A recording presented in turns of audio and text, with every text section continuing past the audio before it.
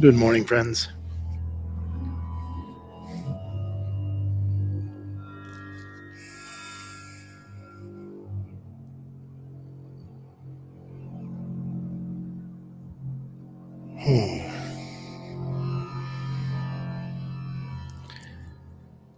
It is good to be here this morning.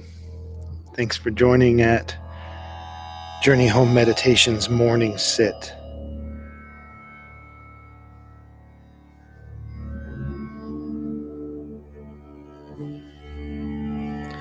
This morning we're going to have a little shared breathing practice. We will read a poem or two and probably have some contemplation. In fact, I think I may get to some of that sooner than later.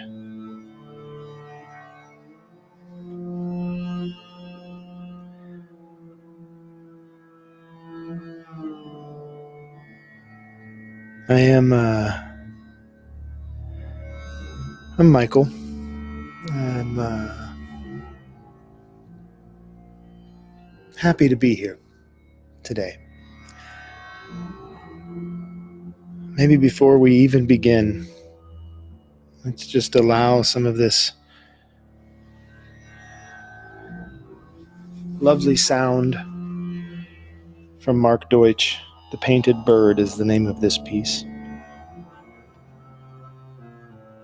And let's just allow this to bring us into our place right now.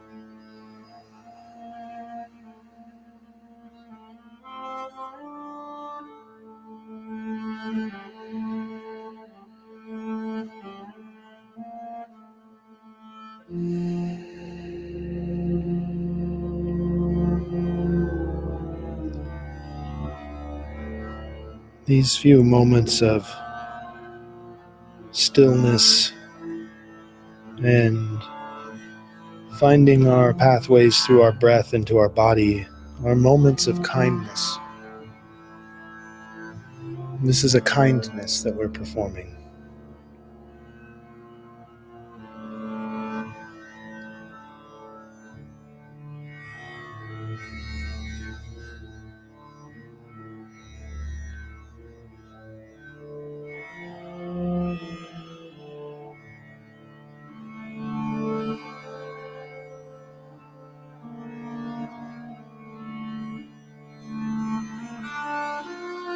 So, even if you're approaching your body with trepidation or wariness about what feelings you may encounter that you're accustomed to encountering, taking this time to understand that this is a kindness to be gentle and loving with your body and your thoughts.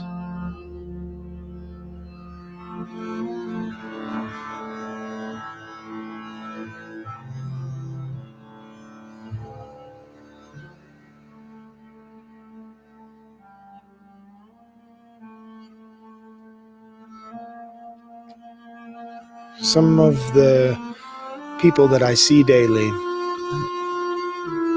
they don't have a safe place in the world. They live on hard concrete or muddy riverbanks where they are under threat of being moved along or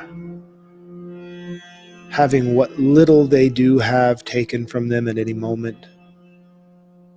And they don't even have a place to retreat inside of their own bodies without being assaulted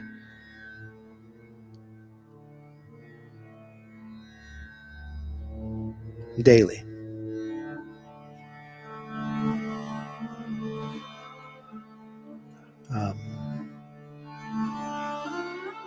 A lot of the women I know are under constant threat of assault. Living unhoused, they don't have a place of retreat, a place to find solace and safety. And on top of that, they face the judgment and the accusal and the shaming of people who do have safe spaces to retreat.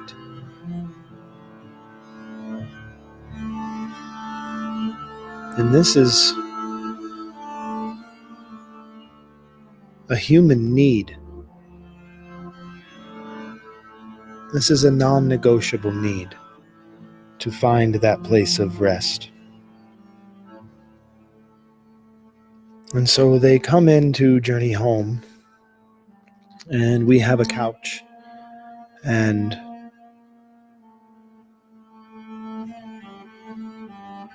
oftentimes what will happen is once people step inside and begin to have even a moment of feeling welcomed and safe, they might sit down on the couch. And if they can allow themselves a few breaths, almost inevitably they will fall asleep on this couch. And we don't wake people unless we have to close up to leave, or there's something that requires us to wake someone. We let them rest. And the amount of peace that overcomes a person who finds rest in a world where they don't have any safety. This is sometimes how it feels, especially in the beginning of my practices, how it felt to go inside of my body.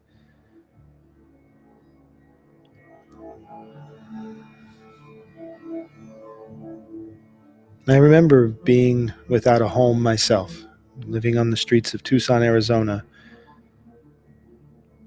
and not having a safe place to be. Mostly because I didn't have a safe place to be inside of my own body. So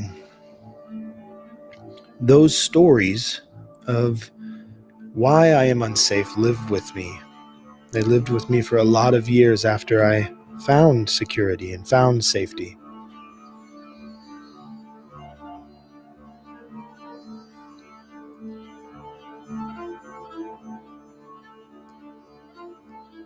And the practice of being invited into my own body by my thoughts and following my breath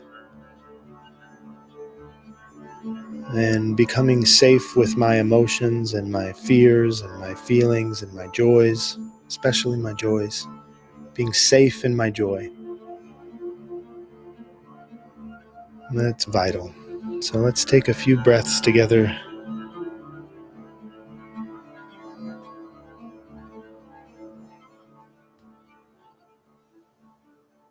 Like finding that moment of rest.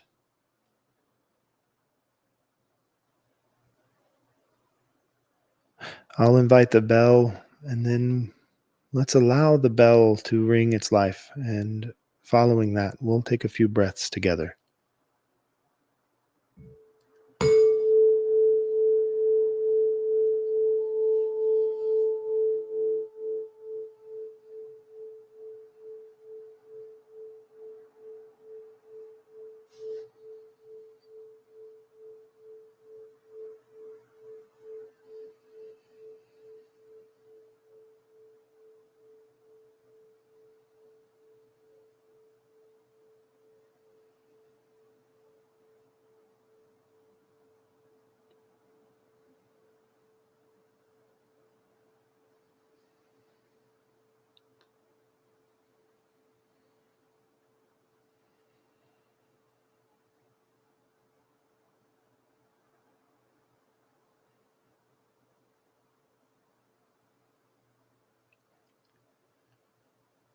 Sitting in such a way that you can open up your chest and your heart.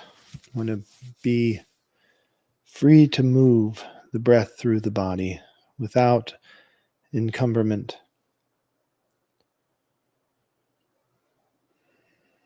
Breathing in through the nose to the bottom of the belly.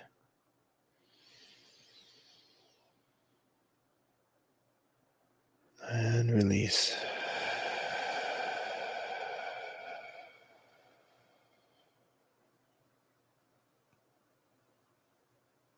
Breathing in.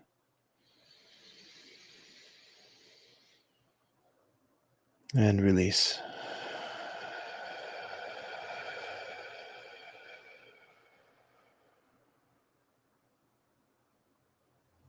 And breathing in.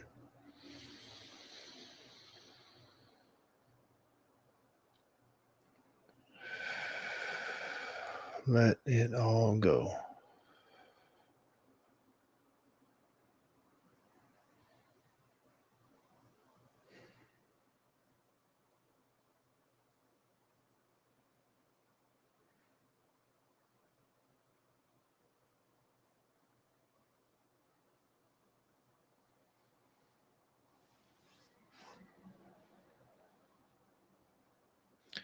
Something I recognize in myself is this phenomenal thing that occurs. And I think it occurs in many of us, but I'll share it to see if you experience this as well. It's the memory recall that can occur when an old belief starts to pop up.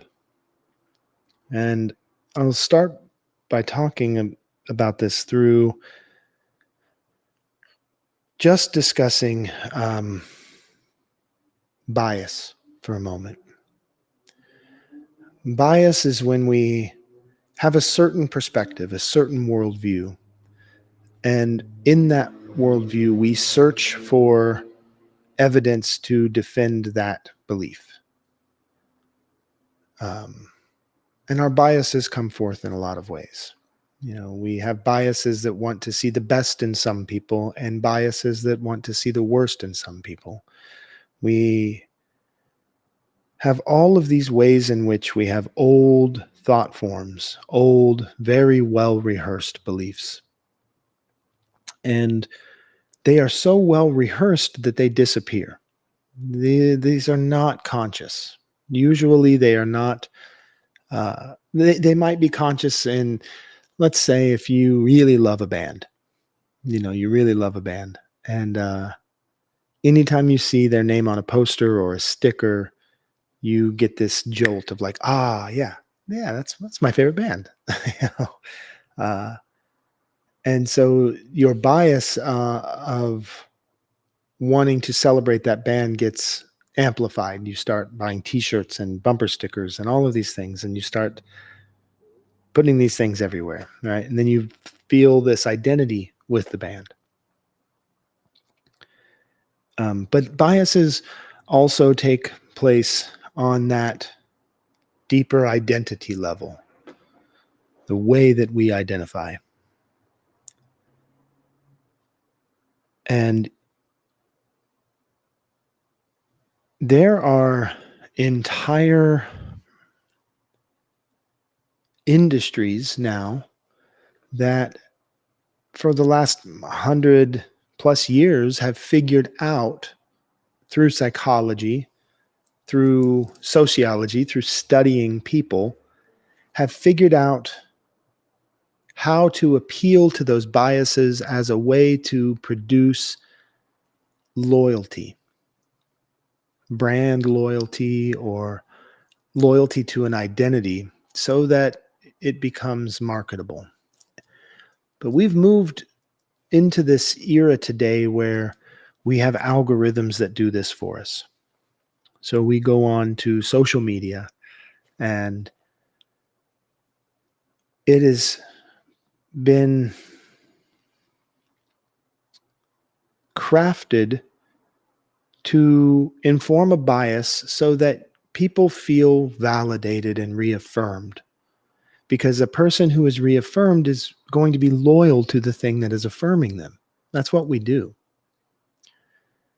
This is why when we enter into a relationship, let's say a romantic relationship, with someone who makes you feel good about yourself, you become loyal to that.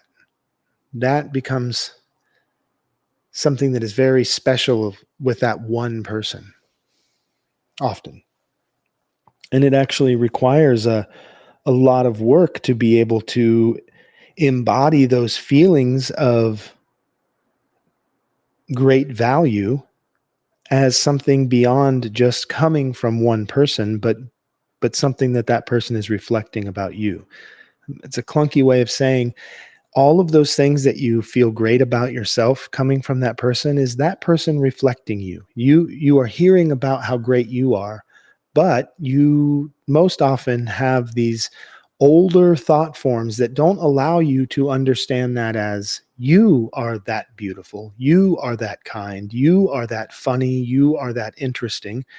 But this belief of unlovability, or this belief of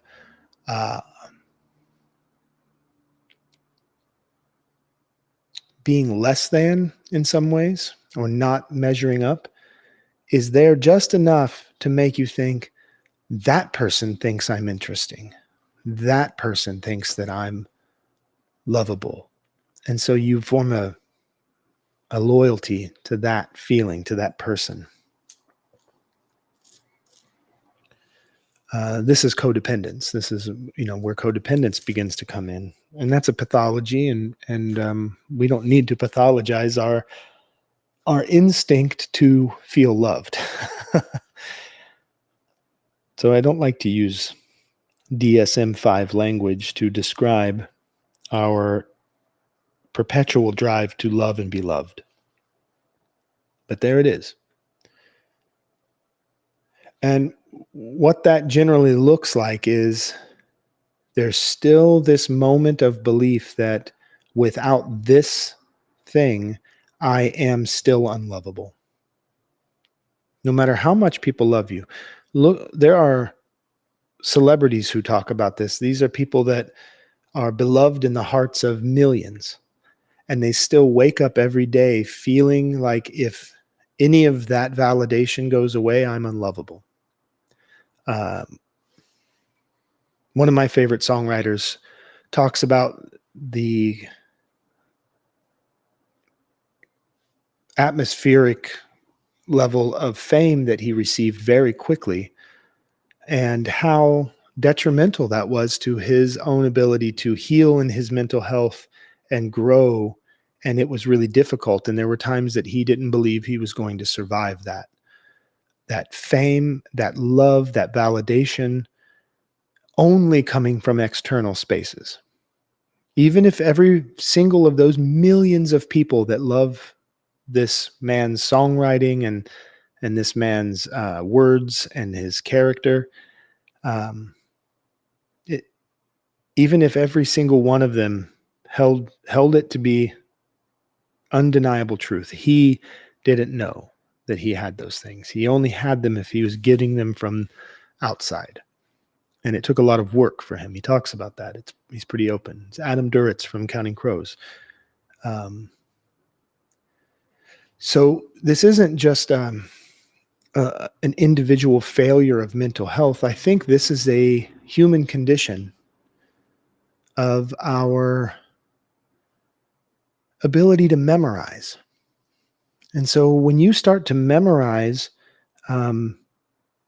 loneliness, isolation, separateness, feelings of low self-worth, and you keep that internal long enough, the work that it requires to clean those things out, you're hoarding these emotions, you're hoarding these beliefs, right? And if you've ever known someone who hoards, the work to clean out that hoard is infinitely more painful, longer, takes a lot of effort than it is to collect the hoard. The hoard collects over time slowly, right? It's like a slow drip in a faucet. And if you throw a bucket under that slow drip, you'll see within a couple of weeks, you have a bathtub full of water, right? And it's like this with emotions. We hoard them so slowly, it seems insignificant, but then we collect and we hold.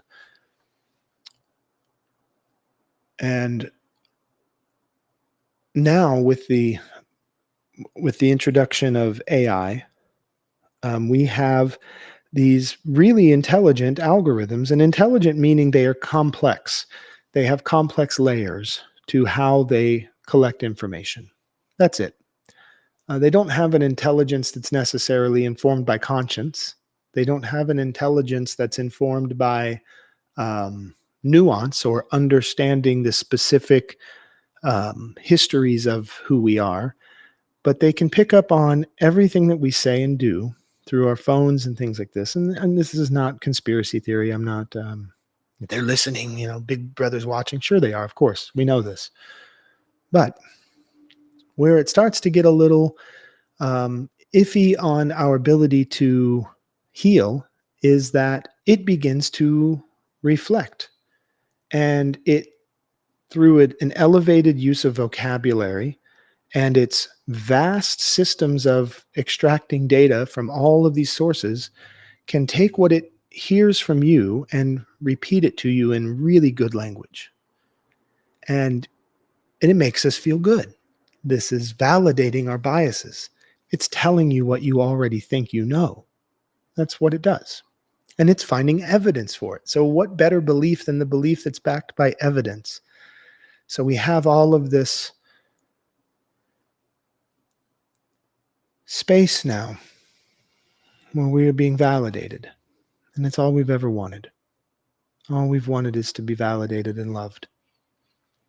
But it's so catered and tendered to your specific language and your specific interest that once you start receiving that level of validation from this one person, this becomes this monogamous sort of relationship of like a monotheism. Like now this is the one source. So you get all of this there, and you start to see the world through this lens, through your phone, through your screens, through the podcasts that you're discovering, through the documentaries that you're finding now, through the books that are coming up as suggestions, and you start to feel as if you have this deep belief that is being validated, but nobody else does. You start to become separate from everybody else who's not on your algorithm. So it becomes isolating, and you start to feel even more deeply isolated because that deep feeling of isolation was already there, and it just needed a little bit of invitation. Like vampires at the door, you invite in all of those feelings of insecurity. And it all of a sudden isn't just a feeling of insecurity. Now you have evidence that you don't belong.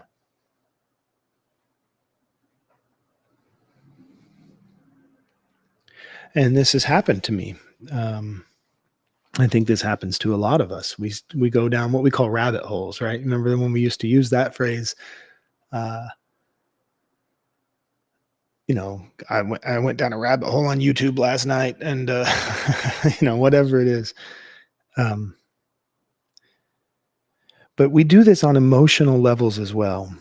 We do this in our relationships. We do this in our work relationships, romantic relationships, business relationships,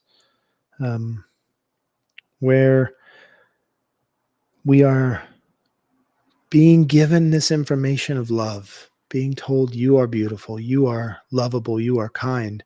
And instead of hearing the message, we hear the messenger, and we put our faith in the messenger. The message just doesn't quite land, but we love to hear it.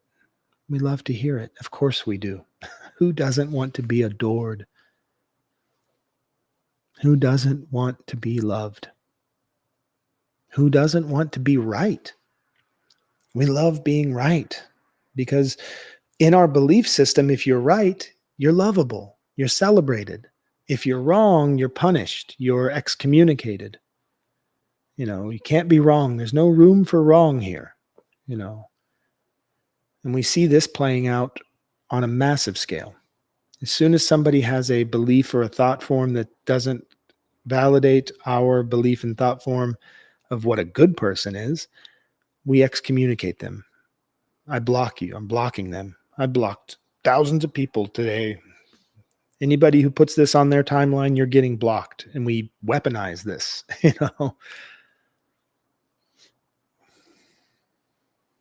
So we are reaffirming our belief that if I'm not right, if I'm not on the right side, if I don't have the right language, if I don't have the right belief, then I'm not worthy of love, because I don't want to love you if you're wrong. I don't have to.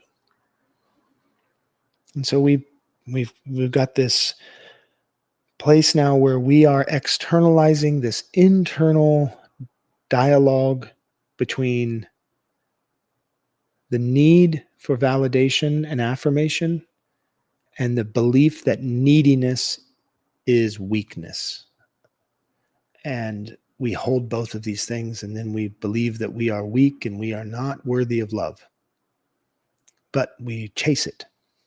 We get it everywhere we can, because when we do have it, we know how good it feels. And all of that comes back to an older belief of being unlovable, I think. For me, I know that my insecurities are exacerbated when I don't allow myself to release those beliefs of unlovability. We become perfectionists when we seek love and validation, if we believe that anything less than perfection is unlovable. And these are the lessons I think that I learned as a kid. Adults who didn't want to take criticism at all couldn't take any criticism because reasons that I'm not lovable. If you're telling me I did something to harm you, or that I hurt you, or that I did something wrong, what I'm hearing is, this is why I don't love you. That's not what's being spoken, but that's what we hear. And the world is full of those messages if we need them. If we need to see those messages to reaffirm our beliefs, then we're going to find those messages. That's what bias does. It seeks out affirmation. And it's not a failure of your humanness. It's an aspect. And it's there to help us see where it is that we can become even larger. There it is. There's the bind. There's the rub in Shakespeare, right? There's the rub.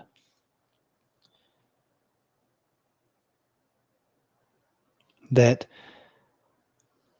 when I have a belief of when I was this big in my heart that I hold on to, that keeps me here, it cannot grow in that place. I can't grow there. I have such a tight grip on a belief of who I am. I am unlovable. Binds. We're bound. So we can't grow there. And this is there for us to be able to say, okay, it's going to take a little work, but let's open this box. Let's open this one. Let's get these bindings off and see what wants to grow. And then we bloom. We bloom. That's what we do. That's what love does. We bloom and we become large. So as I'm encountering those feelings in my life, I like to remember that and smile at myself. Oh, there you are. Let me help you with that, buddy. Let's get this binding off of you. I know what you've been told. I know what you heard. I know what you believe, but guess what? You're lovably wrong. You're lovably wrong. And it's like when we hear a song that we don't even like, but we know all the words, so we sing along, and it gets in our head. That's why the initial name of this morning's sit is anyway. Here's Wonderwall. I don't think I've ever had much interest in Oasis or their music, but we all know the words to Wonderwall if you're over 40, especially, and uh,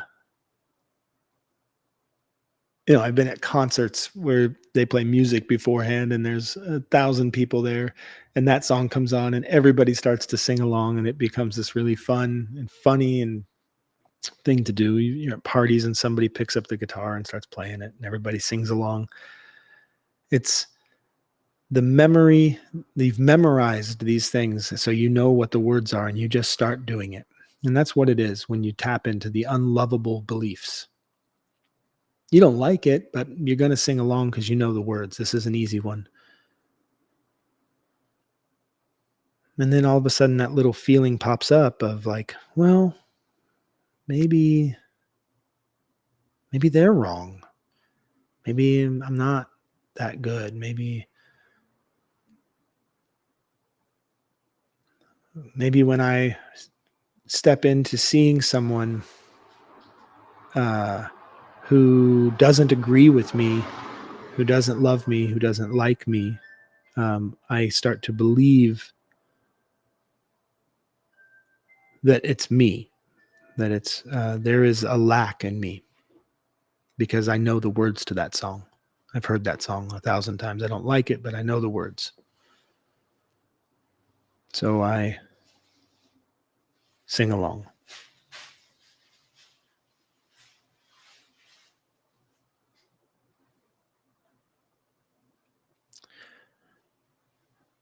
Good morning. Welcome.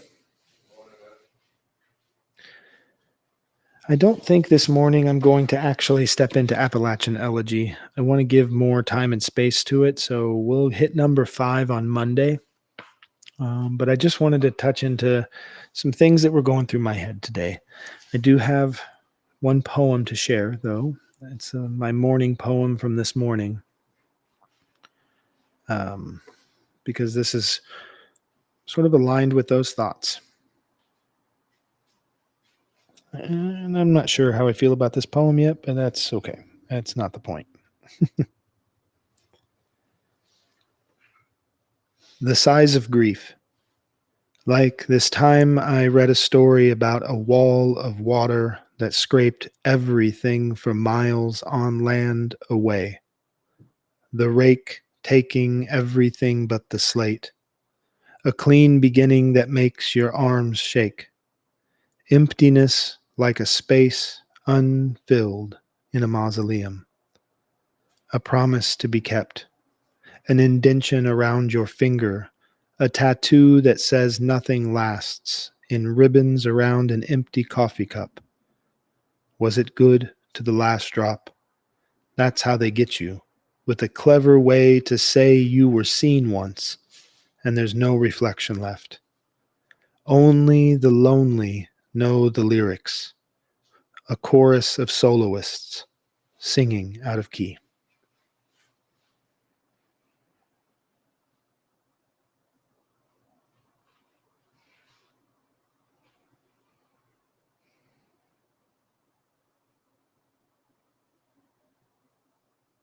That's how they get you. With a clever way to say you were seen once.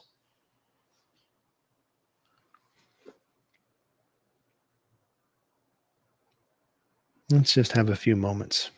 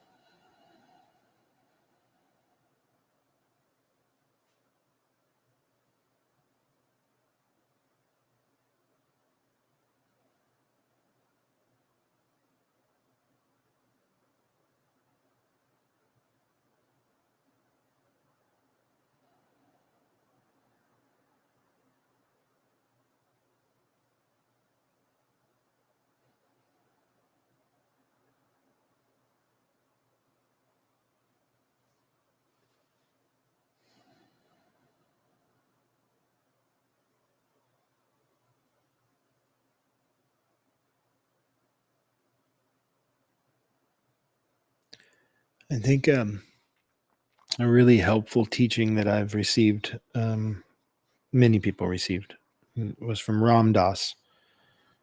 And he said, all of my years of spiritual practice have not taken away a single neuroses of mine.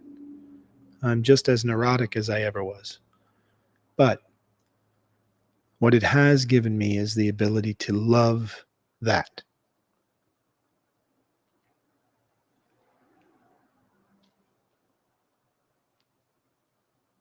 And I think that there's a lot of us who think that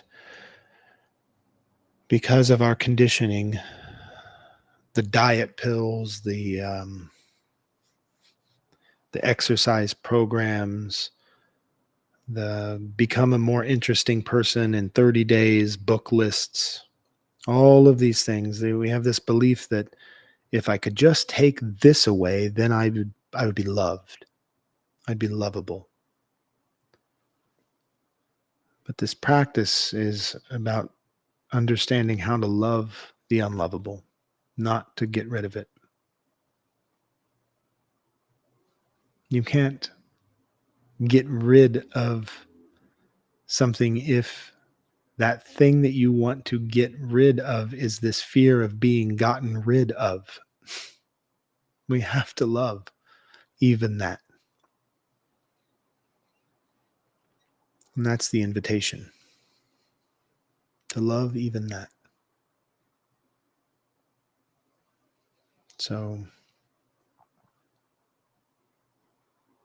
for myself, as I learn to love my neurotic tendencies, because I begin to understand them as sort of the avengers of my mental health. There are all these superheroes that pop up to keep me safe in different situations when I was unable to comprehend and understand the vastness of the trauma or the pain that I was experiencing. So when I was in overwhelm, my subconscious decides to create and craft this way to cope with that overwhelm. And because it worked, I kept it in my toolbox because we like things that work. And because it's in my toolbox, I access it and I use it in the wrong ways. You ever grab a butter knife to unscrew a flathead screw? We're using the wrong tool, but it still does the job, sort of. You know what I'm getting at? It's like that with our neuroses. So once I began to have gratitude for them and love them, they can take a step back. They don't become as useful. So I still have them, but I don't depend upon them because I'm not afraid of them. And I don't allow them to take over when I'm overwhelmed quite as much. And that's through loving them. So in this world of cheaply purchased validation and disposable feelings of belonging, I hope you find your breath today. I hope you find your breath.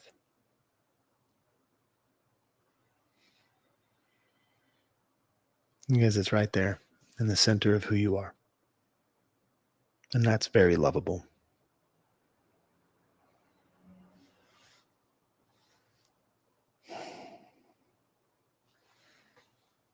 Hariom.